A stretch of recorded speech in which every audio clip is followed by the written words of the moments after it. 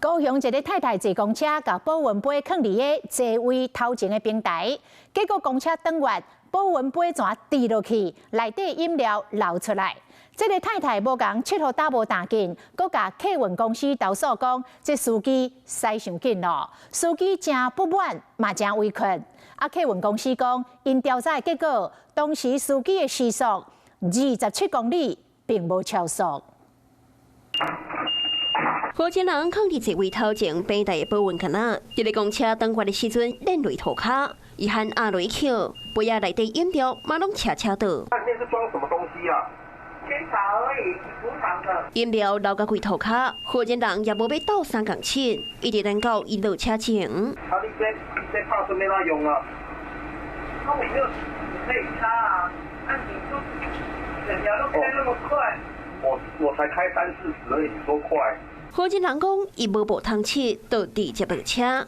代志就发生伫昨日的暗时，高雄一帮西往盐埕埔捷运站的公车，司机当伊总站了后，家己溜涂骹，想要到对方颠倒甲公司投诉，讲伊塞车塞上紧。人家公车司机很辛苦，你要怪自己啦，拜托，你要怪司机什么问题啦？素质的问题啦，一个小市民都不体谅人家那一种辛劳。其他民众也替司机抱不平，因为负责人家己爱将保温杆仔放好势，司机红投诉塞车塞上紧，客运公司也进行查证。时速27公里，所以他没有什么超速的问题。那这司机认为他蛮委屈的，因为他的口气也没有说我不好。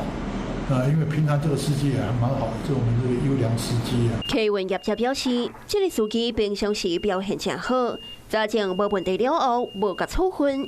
业者也呼吁民众莫伫车顶啉饮料，若无细哩车倒去，可能会致使其他人去打着，颠倒害规个涂骹黏贴贴，或者是若无细哩触倒，莫造成安全的记录。